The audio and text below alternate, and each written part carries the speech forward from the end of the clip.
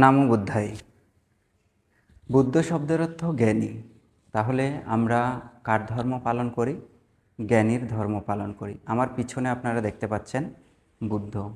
তাহলে আমরা সকাল, সন্ধ্যা, দুপুর আমরা কার শরণ গ্রহণ করি? বুদ্ধের শরণ গ্রহণ করি, অর্থাৎ জ্ঞানীর শরণ গ্রহণ করি। যারা জ্ঞানীর শরণ গ্রহণ করে, যারা বুদ্ধের শরণ গ্রহণ করে, তাদের মধ্যে কি থাকে না? হিংসা থাকে না, বিদ্বেষ থাকে না, লোভ থাকে না, বা নিজের স্বার্থ উদ্ধারের জন্য কোনো একটা কাজ করবে এমন কিছু চিন্তা চেতনা থাকে না। সুতরাং আমরা যেহেতু জ্ঞানীর ধর্ম পালন করি, আমরা যেহেতু চারে আর্য সত্যের যেই মূল কথা, দুঃখ আছে, দুঃখের কারণ আছে, নিরোধ আছে, নিরোধের উপায় আছে, এগুলো যেহেতু আমরা শিক্ষা গ্রহণ করে থাকি, তাহলে দুঃখটা কোথায় থেকে আসে সেগুলো আমাদেরকে জানতে হবে এবং বুঝতে হবে। এবং এই দুঃখটা কে উৎপন্ন করে? আমি নিজে উৎপন্ন করি না মানুষ আমাদেরকে উৎপন্ন করে দেয়? এটা কখনোই মানুষ আমাদেরকে উৎপন্ন করে দেয় না। আমাদেরকে এই দুঃখটা উৎপন্ন হয় আমাদের মধ্যে, আমরা নিজে নিজেই সেই দুঃখের সামিল হই বা দুঃখের কাছাকাছি যাই, যার কারণে আমরা কি করি? দুঃখ পাই, কষ্ট পাই। এটা হচ্ছে কী কারণে হয়ে থাকে? আমাদের মধ্যে লোভ যখন উৎপন্ন হয়, তৃষ্ণা যখন উৎপন্ন হয়, বা হিংসা যখন উৎপন্ন হয়, কোনো কিছু পাবার জন্য, কোনো কিছু গ্রহণ করার জন্য আমরা যখন সেটা নিয়ে চিন্তা করি, তখন আমাদের মধ্যে এই বিষয়গুলো লোভ, দেশ, হিংসা, বিদ্বেষ এগুলো কি করে উৎপন্ন হয়ে থাকে। কিন্তু আমাদেরকে বুঝতে হবে এবং জানতে হবে, সেটা হচ্ছে কি, আমরা যেহেতু জ্ঞানীর ধর্ম প্রতিপালন করি বা জ্ঞানীর অনুসরণ করি, তাহলে আমাদেরকে কী করতে হবে? সেই হিংসা, বিদ্বেষ, লোভ, দেশ এগুলো পরিত্যাগ করার চেষ্টা করতে হবে। এবং কারোর সাথে স্বার্থ উদ্ধারের জন্য কারো বিরুদ্ধে অন্যায় আচরণ করা উচিত নয়, বা তার বিরুদ্ধে কোনো ধরনের অপবাদ, হিংসামূলক কথা, কটুবাক্য বা ঝগড়া সৃষ্টি করে দেওয়ার একটা কথা, সেগুলো আমরা করতে পারি না। কেন পারি না? আমরা যেহেতু জ্ঞানীর শরণ গ্রহণ করি বা বুদ্ধের শরণ গ্রহণ করি। তাহলে আমাদেরকে বুঝতে হবে, জানতে হবে, আসলে আমরা এত একটা সুন্দর বুদ্ধের যেই ধর্ম বা জ্ঞানীর যে ধর্ম, সেই ধর্মটাকে যদি আমরা প্রতিপালন করি, তাহলে অবশ্যই আমরা জ্ঞানী হতে পারবো, প্রজ্ঞাবান হতে পারবো।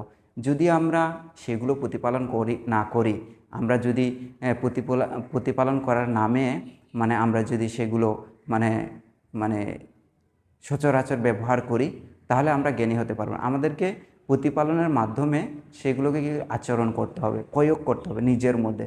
তখনই আমাদের মধ্যে হিংসা, বিদ্বেষ, লোভ এগুলো ধ্বংস হবে। আমাদের বৌদ্ধ ধর্মের সাধারণ যারা জনসাধারণ আছে, পাবলিক আছে, তাদের জন্য পঞ্চশীল, যারা অষ্টাঙ্গ উপোষশীল বলে থাকে, যাদেরকে যারা এই আপনার এই কি বলে, এই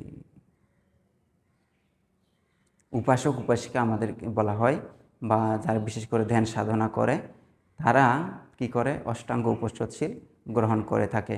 তাহলে আমাদের বুঝতে হবে এবং জানতে হবে এবং জানার চেষ্টা করতে হবে। যদি আমরা সেগুলো মানে এই জানার চেষ্টা না করি, বোঝার চেষ্টা না করি, তাহলে আমাদের মধ্যে হিংসা বসবাস করবে, বিদ্বেষ বসবাস করবে, লোভ বসবাস করবে, এবং চাওয়া পাওয়ার মধ্যে আমরা দৌড়াদৌড়ি করব, এবং যদি আমরা যেটা চাই সেটা না পাই, তাহলে আমরা দুঃখ পাবো, কষ্ট পাবো, এবং একে অপরের একটা শত্রুতা সৃষ্টি করব। আমার ব্যক্তিগত জীবনে আমি একটা চিন্তা করি, একটা ভুল পথিক মানুষ যদি আমার কাছে আসে বা আমার কাছ থেকে কোনো উপদেশ গ্রহণ করার চেষ্টা করে, বা নিতে চাই, বা এটা করলে কি হয়, এটা আমি করেছি, অন্যায় করেছি, এটা থেকে আমি কিভাবে রেহাই পাবো, এরকম যদি কেউ বলে থাকে, তাহলে আমি সেটা কি করি? আমি বলি যে সরাসরি তুমি এই বিষয়গুলো অনুধাবন করো। সেগুলো কি? তোমার মধ্যে যেই একটা রাগ চিন্তা, হিংসা চিন্তা, বিদ্বেষ চিন্তা, এগুলো প্রথমত পরিত্যাগ করতে হবে। এবং যেখানে এই এই কামতৃষ্ণা, ভবতৃষ্ণা, বিভবতৃষ্ণা যেখানে উৎপন্ন হয়, যেখানে রাগ, হিংসা, বিদ্বেষ উৎপন্ন হয়, সেখান থেকে তোমাকে কী করতে হবে? সরে আসতে হবে। এবং এরকম যদি কোনো মানুষ থাকে তোমাকে সবসময় কটুবাক্য মানে বিভিন্ন অন্যায়মূলক কথাবার্তা বা অপকর্ম কথাবার্তা যদি বলে থাকে, তাহলে সেখান থেকে মানে তার কাছ থেকে সরে আসা এবং নিজেকে নিজে বোঝা এবং নিজেকে জানা, তাহলেই তুমি কি করতে পারবে, একটা দুঃখ মুক্তির পথ অন্বেষণ করতে পারবে। আমরা প্রতিনিয়ত দুঃখে দুর্দশায় জীবন যাপন করছি, আমরা চাওয়া পাওয়ার মধ্যে আছি। তাহলে এই দুঃখ দুর্দশা চাওয়া পাওয়ার মধ্যে অবস্থান করে আমরা কি কিছুটা হলেও জ্ঞান অর্জন করতে পারি না? যেহেতু আমরা বুদ্ধের শরণ গ্রহণ করি, অর্থাৎ ধর্মের শরণ এবং সঙ্গের শরণ। বুদ্ধের শরণ হচ্ছে কি, জ্ঞানের শরণ গ্রহণ করি। বুদ্ধ কখনোই বলে নাই অন্যায় কর্ম সম্পাদন করো, অন্যায় কর্ম করো, বিভেদ সৃষ্টি করে দাও, হিংসা বিদ্বেষ করো, এগুলো কখনোই বলে নাই।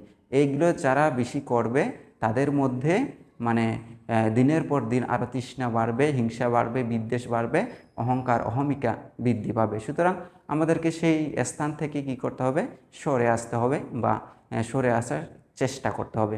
যদি আমরা সেটা করতে না পারি, তাহলে আমাদের যেটা মূল নীতি, যে দুঃখ মুক্তির অন্বেষণ, সেটা আমরা কখনোই কী করতে পারবো না, অর্জন করতে পারবো না। সুতরাং আমাদেরকে বুঝতে হবে এবং জানতে হবে, তারপর আমাদেরকে কি করতে হবে, সেরকম কর্ম সম্পাদন করতে হবে, যাতে মানুষের ক্ষতি না হয়, মানুষের অন্যায় কর্ম সম্পাদন না হয়, মানুষ যাতে অন্যায় পথে না যায়, মানুষ যাতে অপকর্মের পথে না যায় বা মানুষ হিংসা বিদ্বেষ না করে।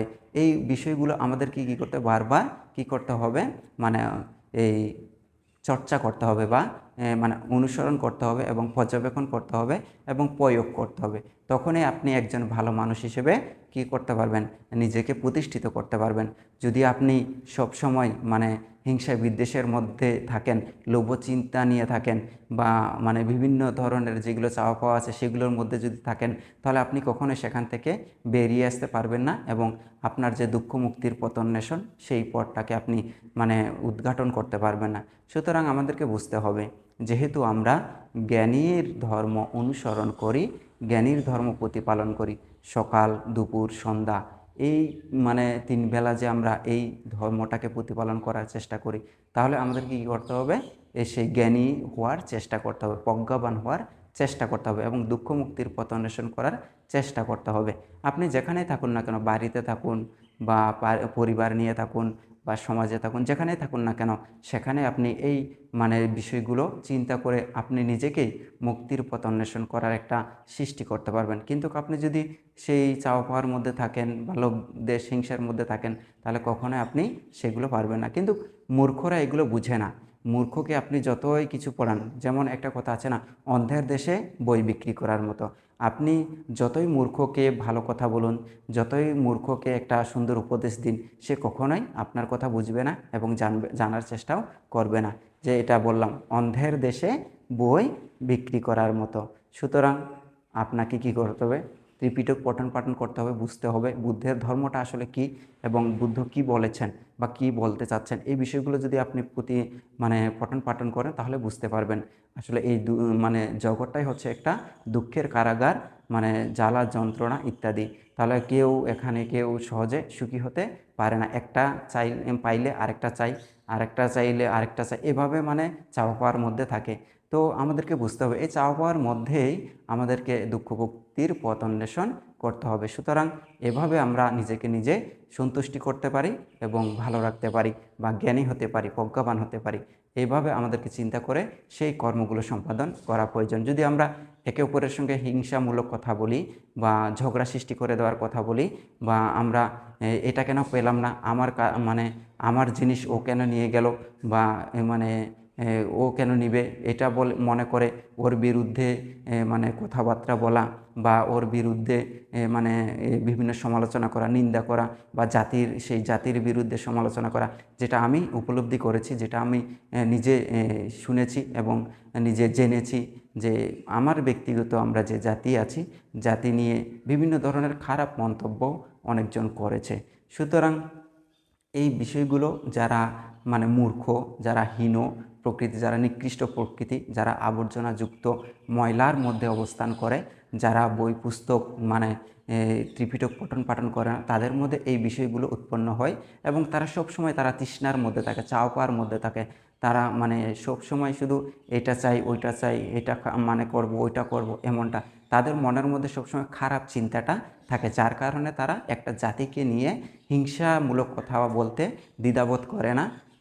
যদিও তারা তোমার সঙ্গে ভালো ব্যবহার করে, সামনে দেখলে কত ভালো, মানে কত মানে সুন্দর কথা বলছে, কিন্তু পিছনে গিয়ে তারা কি করে জাতিগতভাবে বিদ্বেষ ছড়ায় এবং ব্যক্তিগতভাবে বিদ্বেষ ছড়ায় এবং হিংসামূলক কথাবার্তা বলে, মানে বিভিন্ন ধরনের ঠেট দিয়ে কথাবার্তা বলে থাকে।